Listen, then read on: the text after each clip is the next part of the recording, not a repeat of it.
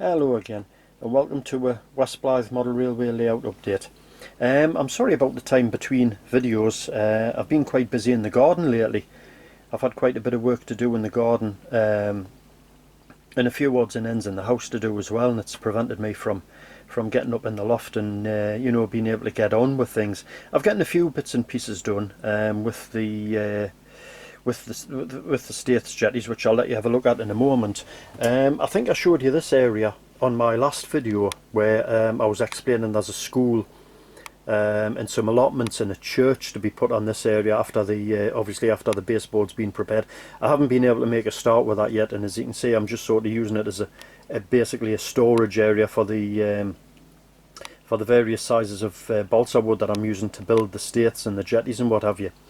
But moving back across here to the jetty, what I have getting done is on both halves of the jetty I've getting the reinforcing timbers put underneath there, as you can see, which link the piles together, and I've also getting the extra piles put in. There's one of them there for the bollards that sit on top of the jetty. Now these piles is placed around about, I think it's about the scale 45 to 46 feet, and as I say again, they run all the way down there in place where they need to be. Now anybody who's familiar with the West Blyth Staiths will know that there was a ferry landing on the West Blyth Staiths, which I need to add that on. But what I've also done is the Staiths was more or less this sort of width, it was one length, pretty much the full length of the Staiths walkway. But when you get down to the other end, the land end of the walkway, it fans out a little bit on one side, which I've added that bit on there now. And it's this part of the walkway where the where there's a ferry landing meant to be. Now after a lot of internet searching around and that, I haven't really been able to come across any pictures, any decent pictures of the West Blyth ferry landing. I have got some pictures, but they're quite difficult to make out, and zooming in on them doesn't really help. But what I was able to do yesterday, me and my young son James, we had a cycle ride round to North Blyth where the ferry landing there is still intact. Obviously it's not used anymore, but it's still pretty much intact. You know, the steps is there, the safety chain fencing's there, the poles that the safety chains hook onto are still there, and you know, everything else really. So we took some measurements and some photographs, and I'll hopefully use the measurements from the North Blyth ferry landing to scale down to build the West Blyth ferry landing. I think that was, including the West Blyth ferry landing, there was about 4 ferry landings on the River Blyth, and I'm assuming that they were all sort of made to the same sort of standard and specification, you know, i.e. size and things like that. So it should be possible to make a decent representation of the ferry landing, you know, once I get around to just measuring the area up and that, and scaling things down and getting cracking with it.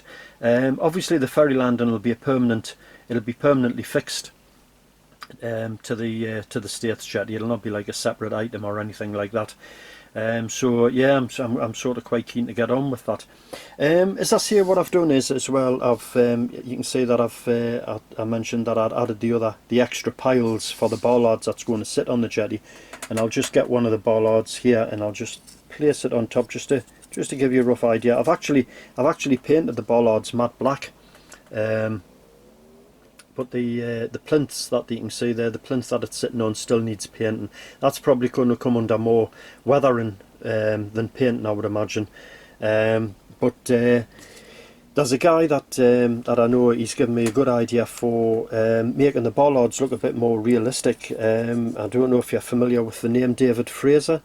He gave a series of talks on the North Eastern Railway high-level wooden coal Staiths, and he's an absolute authority on the coal Staiths. He knows everything there is to know about coal Staiths, the operation of the Staiths, you know, the various Staiths that there was. You know, there was 3 sets of Staiths on the River Blyth. There was the Dunstan Staiths in Gateshead.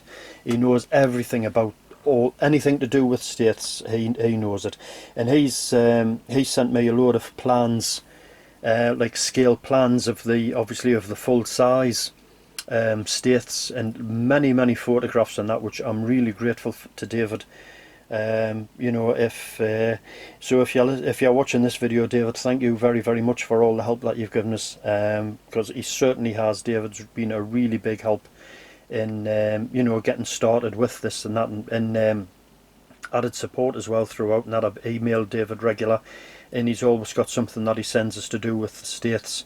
So thanks again, David, anyway. But as far as this video is concerned, there's not really more I can show you with that. I'll try and get another video out a bit sooner if I possibly can. I cannot make any promises, but yeah, I'll sign off now. So thanks for watching, guys, and hopefully I'll speak to you soon. Cheers, thank you, bye.